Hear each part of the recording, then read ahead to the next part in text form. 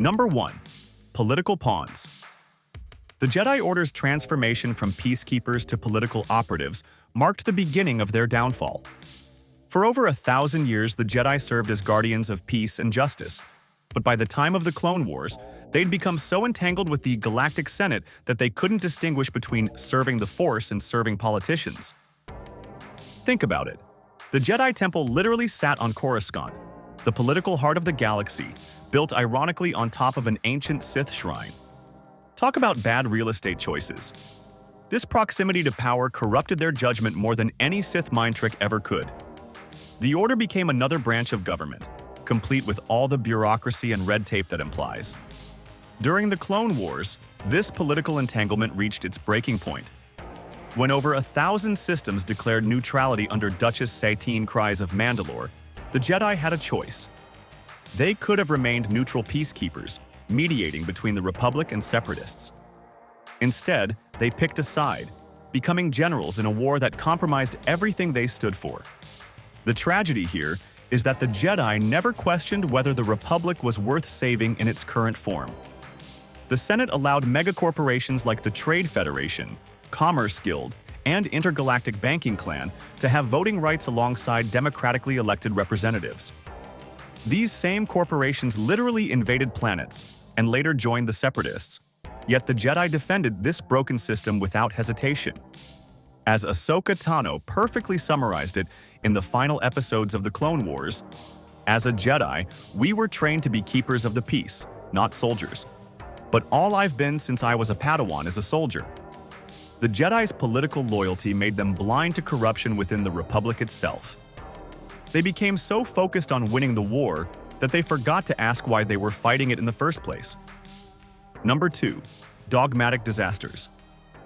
If the Jedi Order had a motto, it might as well have been, "But that's how we've always done it." Their rigid adherence to ancient rules, regardless of context or consequence, created a breeding ground for failure that even Master Yoda couldn't meditate away. The Jedi Code itself became a prison rather than a guide. There is no emotion, there is peace.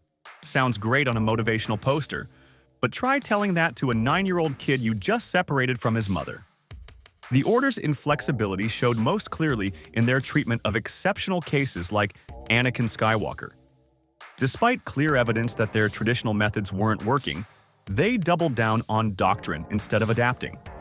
Consider the Lost 20, the Jedi Masters who voluntarily left the Order over ideological differences.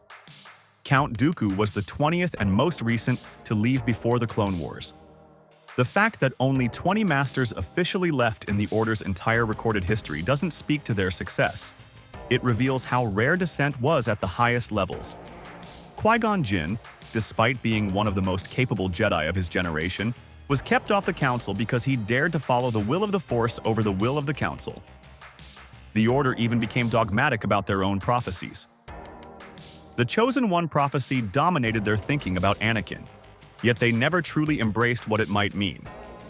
They wanted the prophecy fulfilled on their terms, within their rigid framework, never considering that bringing balance to the Force might require fundamental changes to how the Jedi operated. Their rules about training age perfectly exemplify this inflexibility. Taking infants from their families to prevent attachment sounds logical until you realize you're creating emotionally stunted warriors who've never learned healthy relationship skills. The High Republic-era Jedi at least allowed love among their ranks, understanding that connection and compassion strengthened rather than weakened them. By the prequel era, even this had been forbidden. Number 3. Emotional suppression. Here's where things get really interesting. And by interesting, I mean catastrophically wrong. The Jedi's approach to emotions wasn't just unhealthy. It was practically designed to create exactly the kind of problems they were trying to prevent. The Order confused attachment with connection, and in doing so, created generations of emotionally repressed Force users just waiting to explode. They preached that attachment was forbidden, possession was forbidden, yet somehow expected their members to feel unconditional love for all living beings. Try squaring that circle without getting a migraine. The Buddhist concept of non-attachment, which George Lucas drew inspiration from, is about letting go of the need to control outcomes, not about being an emotional robot. But the Jedi Order took it to an extreme that even Buddhist monks would find concerning. They literally took children from their families as toddlers to prevent any family bonds from forming. This practice might work for some species, but for humans and similar species that naturally form strong emotional bonds, it was a recipe for psychological disaster. The difference between secure attachment and anxious attachment is crucial here. Young Anakin actually had a secure attachment to his mother on Tatooine. He could leave her because their bond was healthy. But once the Jedi got their hands on him, they systematically destroyed his ability to form healthy relationships. They taught him his feelings were wrong, dangerous, something to be suppressed rather than understood and managed. When Luminara Unduli could calmly accept her Padawan Barriss Offee might die in a collapsed weapons factory, while Anakin desperately searched for Ahsoka, the Order praised Luminara's detachment as the ideal. But which approach actually saved lives? Which showed true compassion?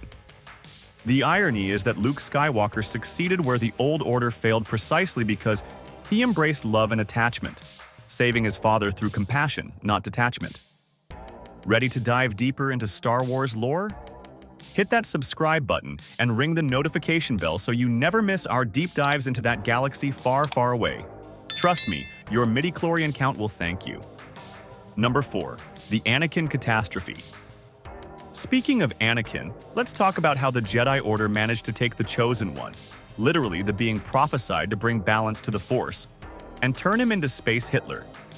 This wasn't just a failure, it was a masterclass in how not to mentor someone.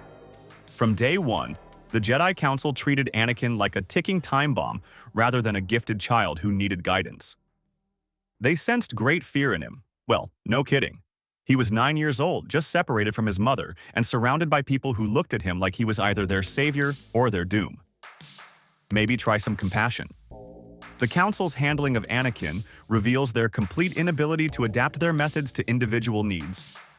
When Anakin came to Yoda, plagued by visions of death, desperately seeking help, what did our wise Grand Master tell him? Death is a natural part of life.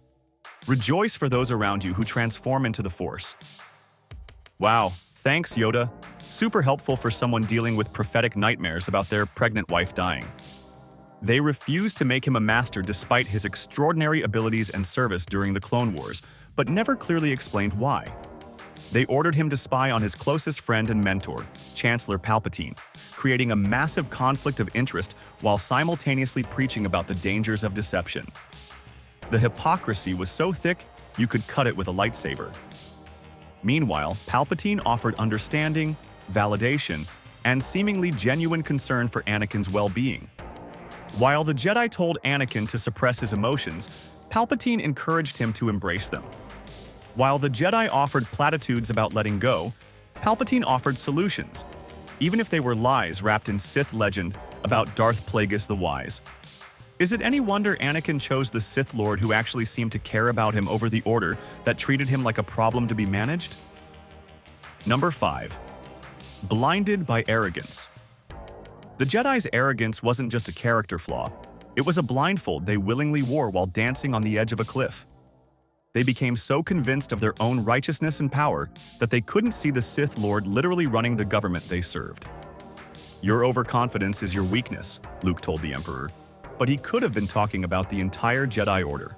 They sat in their council chambers, ironically positioned above that ancient Sith shrine that was actively clouding their judgment, and declared with absolute certainty that the Sith had been extinct for a millennium. Even when Qui-Gon Jinn fought Darth Maul, a very obvious Sith Lord wielding a red lightsaber on Naboo, they initially doubted it could be true. Their hubris extended to their role in the galaxy. They assumed they knew what was best for everyone, making decisions that affected trillions without real consultation or consent. During the Clone Wars, they'd drop into systems, fight battles that devastated local populations, and then move on to the next campaign, leaving chaos in their wake.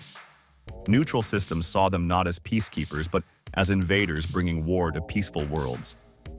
The Order dismissed anyone who questioned their ways. Count Dooku left and became a political idealist in their eyes before his Sith nature was revealed.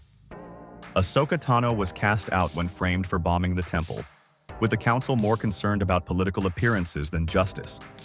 Even constructive criticism from within, like Qui-Gon's different approach to the Force, was seen as dangerous maverick behavior rather than valuable perspective. This overconfidence made them vulnerable to manipulation on an epic scale. Palpatine played them like a Daedric board, using their certainty against them.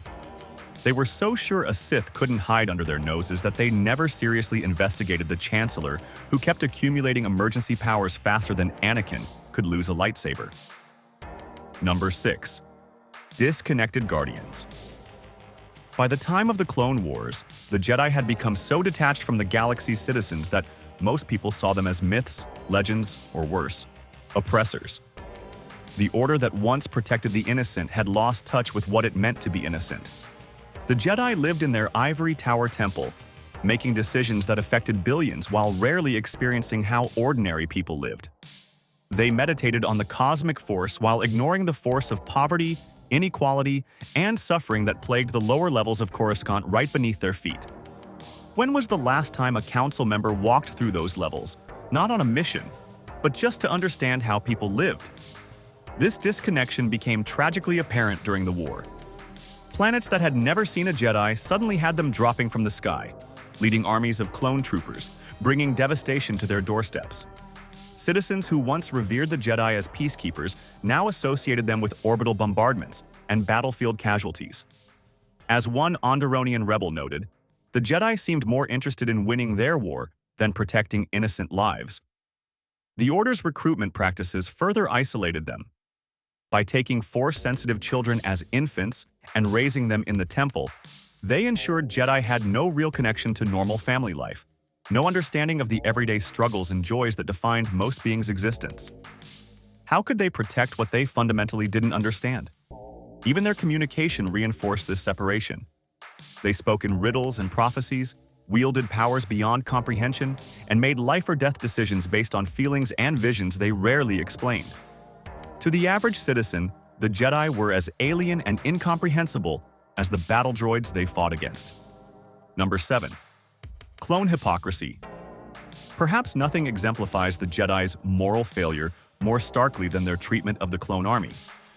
Here was an entire army of sentient beings, bred for war, modified for obedience through inhibitor chips, and the Jedi just accepted it.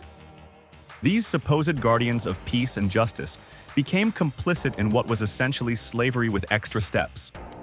The clones were living, thinking beings with distinct personalities, Rex with his loyalty, Fives with his courage, 99 with his determination despite physical limitations. They chose names, developed hobbies, formed brotherhoods. Yet they had no representation in the Senate, no rights, no choice but to fight and die for a republic that saw them as equipment. What's particularly damning is that many Jedi recognized the clones' humanity. Plo Koon told his wolf pack they weren't expendable. Anakin encouraged individuality. Shakti oversaw their training with genuine care. Yet not once did the Jedi Council petition the Senate for clone rights. Not once did they question the ethics of accepting a slave army that appeared mysteriously right when they needed it most. The bitter irony? While corporations that actively fought against the Republic had Senate representation, the clone troopers who bled for it had none. General Pong Krell's treatment of clones as disposable cannon fodder might have been extreme, but it reflected an uncomfortable truth. The entire system treated them as property, not people. When Order 66 activated those inhibitor chips, it was the final tragedy. Created as slaves, used as soldiers, turned into unwilling executioners, then discarded like obsolete hardware. A single clone veteran begging on the streets in Obi-Wan Kenobi tells the whole story. The Jedi's failure to fight for clone rights enabled their own destruction and the clones' ultimate abandonment. Number 8. Lost purpose. At the core of all these failures was a fundamental loss of purpose. The Jedi Order forgot what it meant to be Jedi. They became so focused on serving the Republic, winning the war, and maintaining their traditions that they lost sight of their actual mission, being guardians of peace and justice. The ancient Jedi understood that their role was to serve the Force and through it, serve all life. But by the Clone Wars, they served the Senate first, the Force second, and the people barely at all. They'd traded their spiritual mission for a military one, their wisdom for tactical knowledge, their compassion for strategic necessity. This loss of purpose created a void that the dark side eagerly filled. Young Jedi like Barriss Offee saw the contradictions and lost faith entirely. She bombed the Jedi Temple not out of Sith influence, but out of despair at what the Order had become. And honestly, can you blame her for seeing the hypocrisy? The Jedi stopped asking the fundamental questions. Are we making the galaxy better? Are we truly serving the light? Instead, they focused on winning battles and following protocols. Even their training reflected this. Younglings learned lightsaber combat instead of philosophy. Padawans became commanders instead of negotiators. The Order produced warriors when the galaxy desperately needed healers. Master Yoda himself admitted this failure when he told Luke years later that the Jedi had become arrogant, consumed by the Clone Wars. By the time Palpatine executed Order 66, the Jedi Order was already dead in all but name. They'd abandoned their principles so completely that many in the galaxy felt relief rather than horror at their destruction. The greatest tragedy wasn't that the Jedi fell. It was that they'd already fallen long before Anakin ever entered that temple with the 501st Legion. There you have it, every catastrophic decision that led to the Jedi Order's spectacular failure. Want more deep dives into Star Wars lore? Subscribe now and join us next time as we explore how Luke's new Jedi Order learned from these mistakes. Or did they? May the Force be with you, always.